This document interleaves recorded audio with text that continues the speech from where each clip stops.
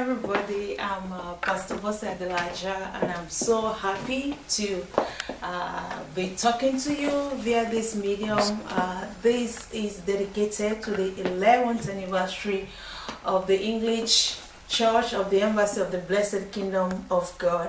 And as we are preparing for this anniversary, thoughts started flowing through my mind, and going back 11 years back, and that's just a grace, a mercy, and seeing myself as one of the people God has been using faithfully these 11 years. I really see it as a great trust.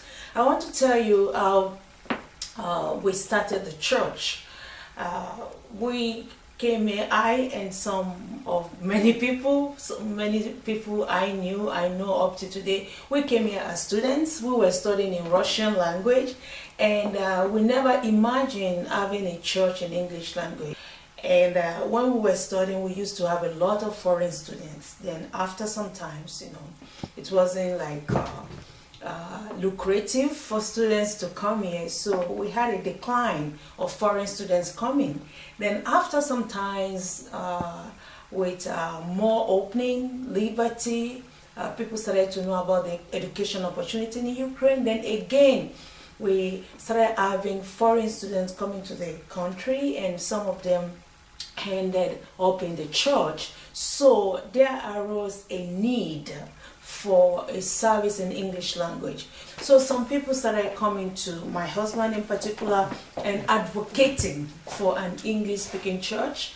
And my husband, Pastor Sunday, being who he is, he has always motivated people to serve, and every idea is considered in our church. So we made an announcement. We called all English speakers, those who understand English, and it was in the basement of the former facility we used. So we announced the vision, and we started looking for people who would take responsibility. I was at that meeting, and I just had Pearl. Maybe she was less than 6 months, and I wasn't planning to be part of anything. I was the pastor's wife in the central church, so I was so sure another pastor would come. But one day, then my husband said, the main challenge I have now is who to put as a pastor. And then one day I was in the house, and I heard the voice of the Lord telling me to pastor the church. And I didn't like that. I wasn't very comfortable with that. So I didn't want to do it, but I knew I had to obey God.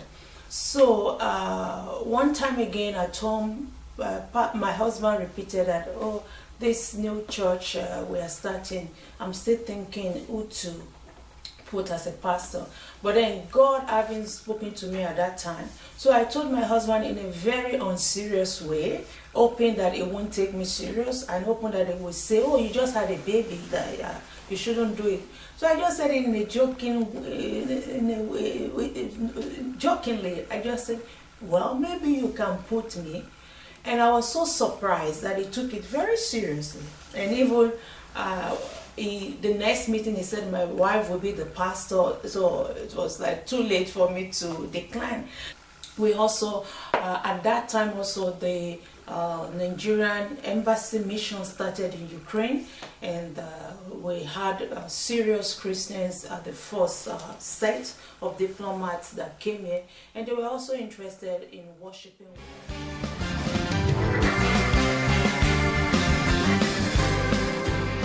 Another reason why we were excited about starting the church, we also saw it as a great opportunity for people to get involved in the ministry. That had always been a reason why we started a lot of branches in Kiev, because if you have a church, even if it's a very big church, you can only have one praise and worship ministry. But if we have a lot of churches, you are able to recruit more people into the ministry. So the English speakers, the native English speakers, when we started the English church, they had a unique opportunity to be involved in the church, because you have to start all the new ministries again, and everything was in English.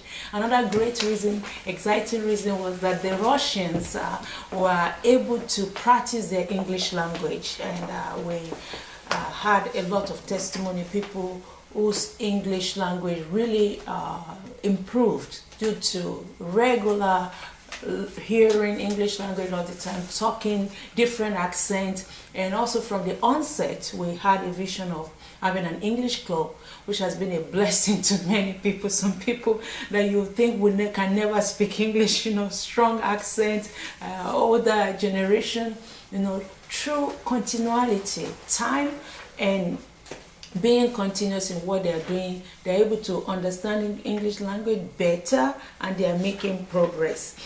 Also, we incorporated a missionary spirit in the church, because most of the people we had, they were temporary people. They were students that we know that they will finish and they will go. We are diplomats, we are business people, on different mission. So we knew that these people are not here to stay. They are passing by. So we incorporated, the spirit of missionary, telling them that God brought you here for a short time, for a purpose, for you to get something that will remain with you forever and that you will use to change your life. So the training spirit, the missionary spirit from the onset, we've always encouraged people to learn from the church, to see it as a training center, because they are not here to stay forever. We also try to create a home environment. We see the church as a home church away from home, and we try to we try to father the students, because we were all students at one point of the time. So we try to be like elder brother, elder sister, just to help bring out the best out of these people. Looking back, and like I said, I don't know how to be thankful enough to God for all the people He has brought by. The people we started it with, Pastor Ovi, Sister Mai, she's in the Emirates now. Pastor George Andobe is a pastor in Bravery now. Different families. Brother John is in USA now. Brother Femi, a lot of people who supported the vision, and also a lot of students that have come through the church. They have been blessed. They are in touch with us, that we're able to help them keep their faith where they are here. So I'm really very grateful to all the workers we ever had in the church, all the leaders. I can't forget Sister Bridget. She came from South Africa to Saria as a secretary. She and Molly, they did an awesome job with the praise and worship, and the standard they raised in the praise and worship is still being maintained up to today. They wrote a lot of songs.